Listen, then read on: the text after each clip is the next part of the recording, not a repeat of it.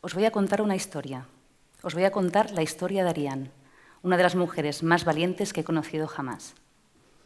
La conocí en Kobane, una ciudad asediada en el norte de Siria, y decidí seguirla con mi cámara. Con ella he vivido las experiencias más bestias que he vivido en la vida. La guerra es difícil de explicar. En la guerra no hay ayer ni mañana. En la guerra solo hay aquí y ahora. Y la vida se vive con intensidad porque mira de frente a la muerte. Nunca había visto a tanta gente muerta. Quizá por eso nunca me había sentido tan viva. Ariane, en kurdo, significa fuego. Este es un nombre de guerra y le fue dado cuando se hizo guerrillera, hace muchos años. Ahora Ariane es una de las comandantes de las IPJ, las Unidades de Defensa de las Mujeres, un ejército de mujeres que ha tomado el control de la zona kurda del norte de Siria. Con Ariane fui parte de una operación que puso fin al asedio de Kobane y juntas celebramos la victoria. Fue muy emocionante.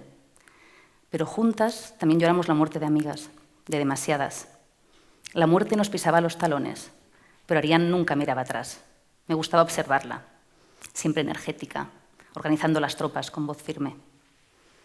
Ariane tiene 33 años y cuando tenía 18 decidió que ya estaba harta de la injusticia que veía a su alrededor. Se alistó a un ejército de mujeres para defender sus derechos y el de todas las mujeres. Ariane quería ser libre y escogió el camino más radical, el de las armas. Si no nos protegemos nosotras, ¿quién lo hará?, me dice siempre. Ariane creció en Afrin, una ciudad kurda al norte de Siria. Cuando tenía 12 años fue testigo de un crimen horrible. Un grupo de hombres, en su barrio, violaron a una niña de su edad. Esta quedó embarazada y su familia la asesinó para proteger su honor. Desde entonces, Ariane está decidida a cambiar la realidad de las mujeres que tiene a su alrededor, cueste lo que cueste. Mientras habla de feminismo, con las chicas más jóvenes, las soldados más jóvenes, en el frente, a pocos metros del frente enemigo, mientras cae algún mortero, me doy cuenta de que su lucha como mujer guerrera, es doble. Ella está luchando contra el Estado Islámico, pero a la vez está librando una batalla muy dura contra su sociedad. No pararemos hasta que acabemos con el patriarcado, decía siempre Ariane. Y ¡boom!, caía un mortero a 50 metros de nosotras. Acabar con el patriarcado.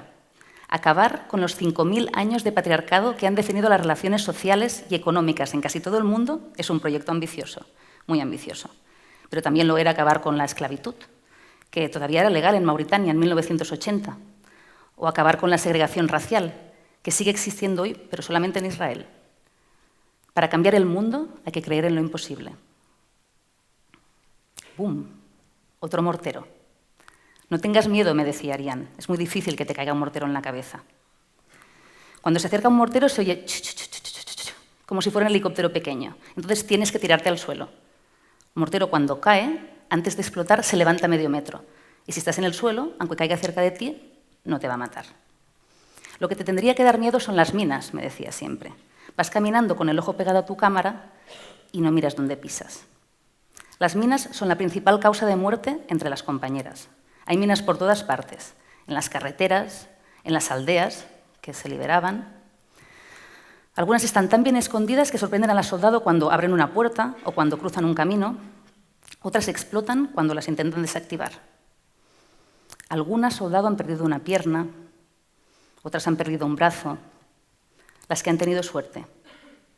Algunas ya no están, como Peimán o como Rojda. Tenían 18 años cuando pisaron la mina que las mató. Las unidades de defensa de la mujer se crearon en Siria en el 2013 y están formadas por unas 12.000 mujeres de entre 18 y 40 años. Junto con las unidades de defensa del pueblo, formadas por hombres, defienden unos ideales progresistas en oposición a las ideologías radicales de los yihadistas. Ellas y ellos defienden un nuevo sistema político basado en la igualdad de género, en la sostenibilidad ecológica y en la democracia real. Ellas son las protagonistas de la primera revolución del mundo que ha puesto a la mujer en el centro de los cambios. Por eso yo, como mujer cineasta, me siento orgullosa de formar parte, de alguna forma, de esta revolución. Ariane está pegando gritos otra vez. Nos pide que nos organicemos en los vehículos porque hay que partir. Vamos avanzando por las llanuras sirias. A nuestro alrededor, los campos de trigo arden. Vamos siguiendo a una decena de coches medio destartalados. Y vamos entre los campos porque en los caminos hay minas. El primero es un bulldozer que va circulando con la pala abajo por si hay alguna mina. Le siguen unos cuantos pick-ups con los cristales agrietados, una ambulancia vieja con las serigrafías en alemán y algunas furgonetas con los diseños de camuflaje pintados a mano. Parecemos sacados de una escena de Mad Max. Hoy es el primer día de la operación para poner fin al asedio de Kobane. La operación consiste en abrir un corredor para unir Kobane con el resto del Kurdistán de Siria. Nosotras avanzaremos desde Kobane hacia el este y las tropas al otro lado del cerco avanzarán hacia el oeste hasta que nos encontremos en Tel Aviv. Kobane es una ciudad que lleva asediada más de 2 años y se ha convertido en el icono de la resistencia en contra del Estado Islámico. En el 2014, cuando las tropas de Daesh, que es como se llama allí el Estado Islámico, estaban avanzando por el territorio sirio sin encontrar resistencia, llegan a Kobane con la intención de ocuparla. Pero los kurdos no lo van a permitir. Durante muchos meses se libra una batalla muy sangrienta. Y aunque los de Daesh son mayores en número y mucho más fuertes en armamento, no consiguen vencer a los kurdos, que luchan a muerte para defender su ciudad. Finalmente, la coalición internacional interviene con bombardeos aéreos y Daesh se retira. Pero la ciudad, a pesar de quedar en manos kurdas, queda completamente destrozada y asediada. Ariane perdió a muchas amigas en esta batalla. Una de ellas murió en sus brazos. Su recuerdo me da fuerzas para seguir luchando, me dijo una vez. Para ella, acabar con el asedio de Kobane es algo que debe no solamente a la gente que vive allí, sino a todas las amigas que murieron defendiendo la ciudad.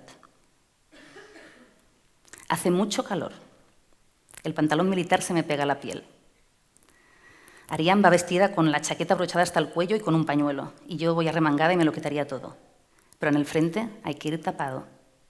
Vamos avanzando por territorios controlados por el Estado Islámico. Llegamos a un pueblo árabe. Los soldados separan a los hombres de las mujeres y arrestan a algún hombre sospechoso de pertenecer al Estado Islámico. Registran a las mujeres. Yo las observo. Unas mujeres van tapadas con velos, llevan vestidos largos.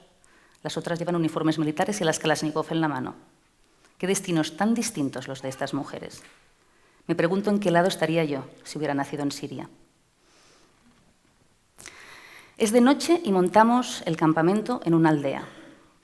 Hay como unas 7 casas construidas con ladrillos de hormigón sin rebozar. Las registramos una a una. Son casas humildes, cubiertas de cojines y alfombras, con algún mueble viejo. En las cocinas hay cazuelas con arroz y pan recién horneado. No hay nadie, pero todo está como si fueran a volver en cualquier momento. No toquéis nada, nos dice Ariane. Sacamos una alfombra muy grande y varias mantas de nuestro pick-up y nos instalamos en el tejado de una de las casas. Es una noche fresca y oscura, sin luna. 2 chicas hacen guardia. Estamos a pocos metros del frente del Estado Islámico y nos pueden atacar en cualquier momento. Me duermo con el zumbido grave de los aviones de guerra. Me despierta una explosión. Por la radio se oyen gritos distorsionados y a lo lejos disparos. Están atacando el campamento vecino y las chicas se han levantado y a toda prisa, con las Kalashnikov en la mano, corren escaleras abajo. Yo las sigo con mi cámara. Ariane, ¿puedo venir? Me dice que no. Entonces planto el trípode fuera, en la puerta, para grabar la salida. Y las chicas salen, se meten dentro de la furgoneta arranca y cuando todavía está dentro del cuadro de mi cámara, veo como Ariane baja la ventanilla, saca el brazo y me hace señales para que vaya. Las siguientes imágenes son dentro de la furgoneta. Yo, como es de noche, tengo el visor nocturno de la cámara activado y lo veo todo verde. Y así es como lo recuerdo, todo verde. A medida que nos vamos acercando al campo de batalla, el estruendo de los disparos es más fuerte. Cuando llegamos, aparcamos detrás de un muro. Las chicas bajan y todas nos acercamos agachadas hacia una casa. De ahí salen unos soldados kurdos, amigos, corriendo y nos dicen: «Iros, iros, el Estado Islámico se está acercando». Pero nosotras seguimos avanzando hacia la casa. Subimos las escaleras y las chicas montan trincheras arriba, en el tejado.